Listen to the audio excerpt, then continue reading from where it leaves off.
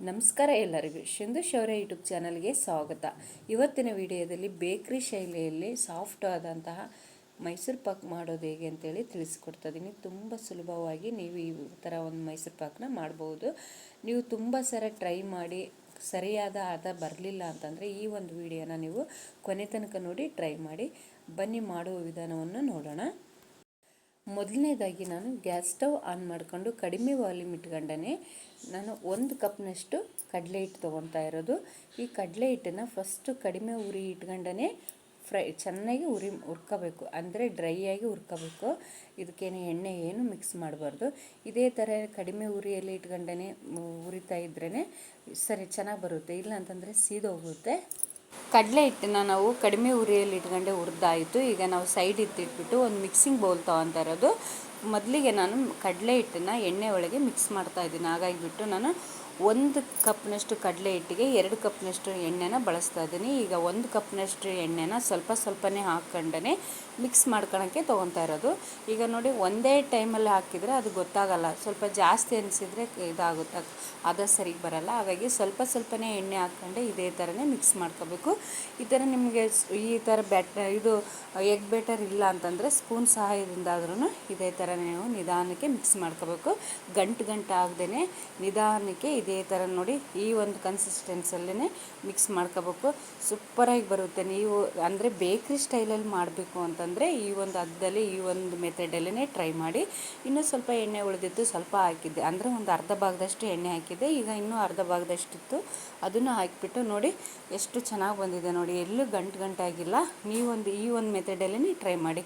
ಈಗ ನಾನು ಇದನ್ನು ಸೈಡ್ ಎತ್ತಿಟ್ಬಿಟ್ಟು ಒಂದು ತಟ್ಟೆ, ಇಲ್ಲ ಅಂತಂದರೆ ನಿಮ್ಮ ಕಡೆ ಕೇಕ್ ಮಾಡಿದರೆ ಅದನ್ನಾದರೂ ಟ್ರೈ ಮಾಡಿ, ಇಲ್ಲ ಅಂತಂದರೆ ಒಂದು ತಟ್ಟೆ ಆದರೂ ತೊಗೊಳ್ಳಿ. ನಾನು ತಟ್ಟೆಗೆ ಸ್ವಲ್ಪ ಎಣ್ಣೆ ಸವರಿ ರೆಡಿ ಮಾಡಿ ಇಡ್ತಾಯಿದ್ದೀನಿ. ಯಾಕೆಂದರೆ ನಾವು ಮೈಸೂರು ಪಾಕ್ ಮಾಡಿದ ಮೇಲೆ ಬಿಸಿ ಆದಂಥದ್ದೇ ಹಾಕಬೇಕು, ಇಲ್ಲ ಅಂತಂದರೆ ನಾವು ಎಣ್ಣೆ ಹಚ್ಕೊಳ್ಳೋದ್ರೊಳಗೇ ಅದು ಬೇಗ ತಣ್ಣಗಾಗ್ಬಿಡುತ್ತೆ. ತಣ್ಣಗಾದರೆ ಸರಿಗೆ ಬರಲ್ಲ, ನಮಗೆ ಬೇಕಾದಂತಹ ಶೇಪಲ್ಲಿ ಬರಲ್ಲ. ಹಾಗಾಗಿ ನಾನು ಸೈಡ್ ಎತ್ತಿಟ್ಟಿದ್ದೀನಿ. ಈಗ ಗ್ಯಾಸ್ ಸ್ಟವ್ ಆನ್ ಮಾಡಿಕೊಂಡು ಪಾನಕ ರೆಡಿ ಮಾಡ್ಕೋಬೇಕಲ್ವ.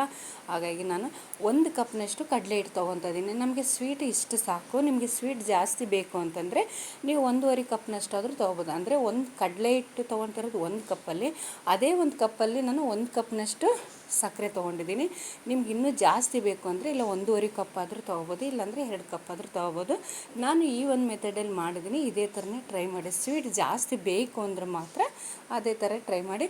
ನಾನು 1 ಕಪ್ನಷ್ಟು ಸಕ್ಕರೆ ಹಾಕಿ 1/4 ಕಪ್ನಷ್ಟು ನೀರು ಹಾಕಿದ್ದೀನಿ. ಈಗ ಸಕ್ಕರೆ ಕರಗೋ ತನಕ ಇದೇ ಥರನೇ ಗೂರಾಡ್ತಾ ಇರಬೇಕು, ಅಂದರೆ ಕಲಿಸ್ತಾ ಇರಬೇಕು. ಕಲಸಾಗಿದೆ.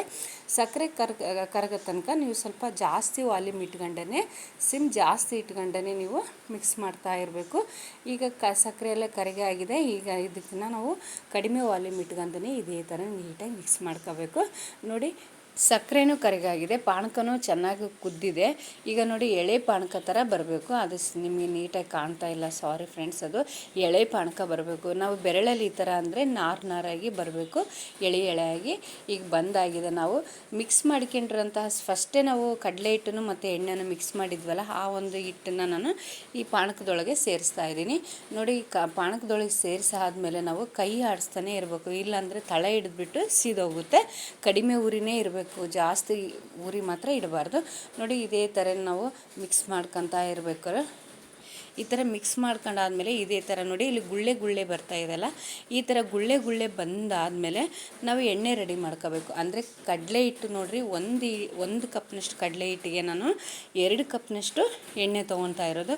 1 ಕಪ್ಪನ್ನ ನಾವು ಮೊದಲೇ ನಾವು ಮಿಕ್ಸ್ ಮಾಡ್ಕೊಳಕ್ಕೆ ತೊಗೊಂಡಿದ್ವಿ, ಹಾಗಾಗಿದೆ. ಇನ್ನೂ 1 ಕಪ್ ಇಳಿದಿದೆಯಲ್ಲ, ಅದನ್ನು ನಾವು ಈಗ ಬಳಸಬೇಕು.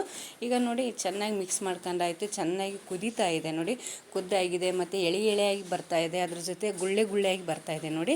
ನಾನು ಈಗ ಒಂದು ಅರ್ಧ ಕಪ್ನಷ್ಟು ಎಣ್ಣೆನ ಹಾಕ್ತಾಯಿದ್ದೀನಿ. ಸ್ವಲ್ಪನೇ ಹಾಕಬೇಕು, ಒಂದೇ ಟೈಮಲ್ಲೇ ಹಾಕಕ್ಕೆ ಹೋಗಬೇಡಿ. ಎಣ್ಣೆನ ಮಾತ್ರ ಚೆನ್ನಾಗಿ ಬರಲ್ಲ. ಈ ಒಂದು ಹದದಲ್ಲಿ ಚೆನ್ನಾಗಿ ಸಾಫ್ಟಾಗಿ ನೀವು ಬೇಕ್ರಿಗಳಲ್ಲಿ ತಿಂದಾಗೇ ಇರಬೇಕು ಟೇಸ್ಟು ಅಂತಂದರೆ ಈ ಒಂದು ಮೆಥಡಲ್ಲೇ ನೀವು ಟ್ರೈ ಮಾಡಿ. ಕಡಿಮೆ ವಾಲ್ಯೂಮ್ ಇರಬೇಕು, ಇದನ್ನು ಮಾತ್ರ ಮರಿಬೇಡಿ ನೀವು. ಇನ್ನೊಂದು ದಪ್ಪ ತಳದ್ದೇ ತೊಗೋಬೇಕು ಕಡಾಯಿ. ದಪ್ಪ ತಳದ ಕಡಾಯಿ ತೊಗೊಂಡ್ರೆ ಚೆನ್ನಾಗಿ ಬರುತ್ತೆ ನೋಡಿ. ಇಲ್ಲ ಅಂತಂದರೆ ತೆಳುವಾದಂತಂದರೆ ಸ್ವಲ್ಪ ಸೀದೋಗ್ಬಿಡುತ್ತೆ, ಚೆನ್ನಾಗಿ ಬರಲ್ಲ. ನೋಡಿ ಇದೇ ಥರನೇ ನೀವು ಮಿಕ್ಸ್ ಮಾಡ್ತಾ ಇರಬೇಕು. ಇನ್ನು ಸ್ವಲ್ಪ ಉಳಿದಿರೋವಂಥ ಎಣ್ಣೆನೂ ಹಾಕ್ತಾಯಿದ್ದೀನಿ. ಈ ಎಣ್ಣೆನೂ ಹಾಕಾದ್ಮೇಲೆ ನಿಮಗೆ ಎಣ್ಣೆ ಇಷ್ಟಪಡದೇ ಇರೋರು ತುಪ್ಪದಿಂದಾದ್ರೂ ಟ್ರೈ ಮಾಡಿ. ತುಪ್ಪದಿಂದ ಅಂದರೆ ಸಖತ್ತಾಗಿ ಬರುತ್ತೆ, ಒಳ್ಳೆ ಟೇಸ್ಟ್ ಅಂತೂ ಸಖತ್ತಾಗಿರುತ್ತೆ. ನಾನು ಇದಕ್ಕೆ ಸ್ವಲ್ಪ ತುಪ್ಪನೂ ಬೆರೆಸ್ತಾ ಇದ್ದೀನಿ, ಅಂದರೆ ಮಕ್ಕಳು ತಿಂತಾರೆ ಎಣ್ಣೆ ಜಾಸ್ತಿ ಬೇಡ ಅಂಥೇಳಿ. ನೋಡಿ 1.5 ಕಪ್ನಷ್ಟು ಎಣ್ಣೆ ತೊಗೊಂಡಿದ್ದೆ, ನಾನು ಒಂದು ಅರ್ಧ ಕಪ್ನಷ್ಟು ತುಪ್ಪ ತೊಗೊಂಡಿರೋದು. ಇದು ತುಪ್ಪನೂ ಹಾಕ್ತಾಯಿದ್ದೀನಿ ನೋಡಿ. ಈಗ ತುಪ್ಪ ಸ್ವಲ್ಪ ಸ್ಮೆಲ್ಲು ಚೆನ್ನಾಗಿ ಬರುತ್ತೆ, ಘಮ ಘಮ ಅಂಥೇಳಿ. ಇನ್ನೊಂದು ಟೇಸ್ಟು ಸ್ವಲ್ಪ ಡಿಫ್ರೆಂಟಾಗಿರುತ್ತೆ. ಅಷ್ಟು ಚೆನ್ನಾಗಿ ಬರುತ್ತೆ ಅಂದರೆ ತುಂಬ ಚೆನ್ನಾಗಿ ಬರುತ್ತೆ. ಈ ಒಂದು ಮೆಥಡಲ್ಲೇ ನೀವು ಟ್ರೈ ಮಾಡಿ ನೋಡಿ. ಇದೇ ಥರ ಎಲ್ಲ ನೀಟಾಗಿ ಕ್ಲೀನಾಗಿ ಇದೇ ಥರನೇ ಸೌಟದ ಸಹಾಯದಿಂದನೇ ಕ್ಲೀನ್ ಮಾಡ್ಕೋಬೇಕು ಕಡಾಯನ, ಇಲ್ಲಾಂದರೆ ಸೀದೋಗ್ಬಿಡುತ್ತೆ. ಸೈಡ್ಸ್ ಎಲ್ಲ ಸೀದು ವಾಸನೆನೂ ಬರುತ್ತೆ. ನೋಡಿ ಎಷ್ಟು ಚೆನ್ನಾಗಿ ಬಂದಿದೆ ಅಲ್ಲ. ಮನೆಗಳಲ್ಲಿ ಹಬ್ಬ ಹುಣ್ಣಿಮೆಗಳಲ್ಲಿ ಮಾಡ್ಕೊಂಡು ತಿನ್ಬೋದು. ಮಕ್ಕಳಿಗೆ ನೀವು ಬೇಕ್ರಿ ಸ್ವೀಟ್ಸ್ ಎಲ್ಲ ಯಾವತ್ತು ಮಾಡಿರ್ತಾರೇನೋ ಅದೆಲ್ಲ ಕೊಟ್ಟು ಆರೋಗ್ಯ ಹಾಳು ಮಾಡೋದಕ್ಕಿಂತ ಮನೆಯಲ್ಲೇ ನೀವು ಎಣ್ಣೆ ಇಷ್ಟ ಆಗಲಿಲ್ಲ ಅಂದರೆ ತುಪ್ಪ ಬಳಸಿಬಿಟ್ಟಾದ್ರೂ ಮಕ್ಕಳಿಗೆ ತಿನ್ನಿಸ್ಬೋದು. ನೋಡಿ ನಾನು ಸ್ವಲ್ಪ ನಿಧಾನವಾಗಿ ಮಿಕ್ಸ್ ಮಾಡೋಕ್ಕೆ ಸ್ಟಾರ್ಟ್ ಮಾಡಿದೆ, ಅಲ್ಲಿ ಒಂದು ಸ್ವಲ್ಪ ಸೀದೋಗ್ಬಿಡ್ತು ನೋಡಿ. ಈಗ ನೋಡಿ ಎಷ್ಟು ಚೆನ್ನಾಗಿ ಬಂದಿದೆ ನೋಡಿ. ಅದು ನಾವು ಕಲಿಸ್ತಾ ತಿಕ್ಕಾಗಿ ಬರುತ್ತೆ. ತಿಕ್ಕಾಗಿ ಬಂತಂದರೆ ತುಂಬ ರುಚಿಯಾಗಿ ಬರುತ್ತೆ. ಈ ಒಂದು ಮೆಥಡಲ್ಲೇ ನೀವು ಮೈಸೂರು ಪಾಕ್ ಮಾಡಬೇಕು.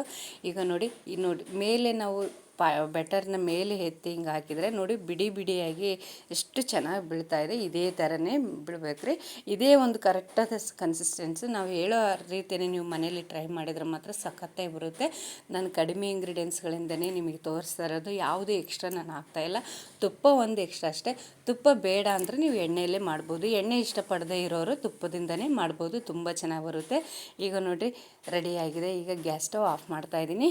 ನಾವು ತಟ್ಟೆಯಲ್ಲಿ ಮೊದಲೇ ನಾನು ಎಣ್ಣೆ ಹಚ್ಚಿಟ್ಟಿದ್ವಲ್ಲ ಅದೇ ಎಣ್ಣೆಯೊಳಗೇ ಹಾಕ್ತಾಯಿದ್ದೀನಿ. ನಮ್ಮ ಕಡೆ ಕೇಕ್ ಮೋಡ್ ಇಲ್ಲ, ತೊಗೋಬೇಕು ಅಂದ್ಕೊಂಡಿದ್ದೀವಿ, ನಿಧಾನಕ್ಕೆ ತೊಗೊತಿದ್ದೀನಿ. ನಾನು ತಟ್ಟೆಯಲ್ಲೇ ಹಾಕಿದ್ದೀನಿ. ನಿಮಗೆ ಬೇಕು ಅಂದರೆ ಕೇಕ್ ಮೋಡಲ್ಲಿ ಮಾಡಿ, ತುಂಬ ಚೆನ್ನಾಗಿ ಬರುತ್ತೆ. ಸ್ವಲ್ಪ ಇದು ತೆಳುವಾಗಿ ಬರುತ್ತೆ. ನಾನು ತಟ್ಟೆಯಲ್ಲಿ ಮಾಡ್ತಿರೋದು. ನಿಮಗೆ ದಪ್ಪ ಬೇಕು ಅಂದರೆ ಕೇಕ್ ಮೋಡ್ ಇದ್ದರೆ, ಇಲ್ಲ ಅಂತಂದರೆ ಬೌಲ್ಗಳಿದ್ದರೆ ಅದರಲ್ಲೇ ಟ್ರೈ ಮಾಡಿ. ನೋಡಿ ಇಷ್ಟು ಚೆನ್ನಾಗಿ ಬಂದಿದೆ ನೋಡಿ. ತಣ್ಣಗೆ ಆಗ್ತಾ ವಿತಿನ್ ಸೆಕೆಂಡ್ ಒಳಗಡೆ ಯಾವ ಥರ ತಿಕ್ಕಾಗಿ ಬರ್ತಾಯಿದೆ ಅಂದರೆ ತೆಳುವಾಗಿ ಬರ್ತಾಯಿಲ್ಲ ನೋಡಿ. ಇಷ್ಟು ಚೆನ್ನಾಗಿ ಬಂದಿದೆ, ತುಂಬ ಚೆನ್ನಾಗಿ ಬಂದಿದೆ. ಕೆಲವೊಬ್ರು ಹೇಳ್ತಾರೆ 3-4 ಅವರ್ಗಟ್ಟಲೆ ತಣ್ಣಗಾಗಿ ಬಿಡಬೇಕು ಅಂತೇಳಿ. 1 ಅವರ್ ಒಳಗಡೆ ಸಾಕು, ಬೇಗ ತಣ್ಣಗಾಗುತ್ತೆ. ನಿಮಗೆ ಟೈಮ್ ಇಲ್ಲ ಅಂತಂದರೆ ಒಂದು ಒದ್ದೆ ಬಟ್ಟೆ ತಟ್ಟೆ ಕೆಳಗಿಟ್ಬಿಟ್ಟು ಒಂದು ಅರ್ಧ ಗಂಟೆ ಸ್ವಲ್ಪ ಫ್ಯಾನ್ ಹಾಕಿಬಿಟ್ರೆ ಸಾಕು, ಒಂದು ಅರ್ಧ ಗಂಟೆ ಒಳಗಡೆ ತಣ್ಣಗಾಗ್ಬಿಡುತ್ತೆ. ತುಂಬಾ ಚೆನ್ನಾಗಿ ಬರುತ್ತೆ ನೋಡಿ. ಎಷ್ಟು ಚೆನ್ನಾಗಿ ಬಂದಿದೆ. ನಾನು 1 ಅವರ್ ತಣ್ಣಗಾಗಿಬಿಟ್ಟಿದ್ದೆ ನೋಡಿ. ತಣ್ಣಗಾಗೇ ಆಗಿದೆ. ನಮಗೆ ಯಾವ ಶೇಪಲ್ಲಿ ಬೇಕೋ ಆ ಶೇಪಲ್ಲಿ ನೀವು ಕಟ್ ಮಾಡಿ ರೆಡಿ ಮಾಡ್ಕೋಬೋದು. ತುಂಬಾ ಚೆನ್ನಾಗಿ ಬರುತ್ತೆ. ನನಗೆ ಮೈಸೂರು ಪಾಕ್ ಶೇಪಲ್ಲೇ ಬೇಕು, ಹಾಗಾಗಿ ಮೈಸೂರು ಪಾಕ್ ಶೇಪಲ್ಲೇ ನಾನು ಟ್ರೈ ಮಾಡಿದ್ದೀನಿ. ಮಕ್ಕಳು ಇಷ್ಟಪಡ್ತಾರಲ್ವ ಬೇಕ್ರಿಗಳಲ್ಲೆಲ್ಲ ನೋಡಿ, ಹಾಗಾಗಿಬಿಟ್ಟು ಬೇಕ್ರಿಗಳಲ್ಲೇ ಯಾವ ಥರ ಕಟ್ ಮಾಡ್ತಾರಲ್ವ ಅದೇ ಥರನೇ ಕಟ್ ಮಾಡಿ ರೆಡಿ ಮಾಡಿದ್ದೀನಿ. ದಯವಿಟ್ಟು ಈ ವಿಡಿಯೋನ ನೀವು ಲೈಕ್ ಮಾಡೋದು ಮಾತ್ರ ಮರಿಬೇಡಿ. ನಿಮ್ಮ ಫ್ರೆಂಡ್ಸ್ಗೆ ಫ್ಯಾಮಿಲಿ ಮೆಂಬರ್ಸ್ಗೆಲ್ಲ ಶೇರ್ ಮಾಡಿ. Thank you. Bye, take care.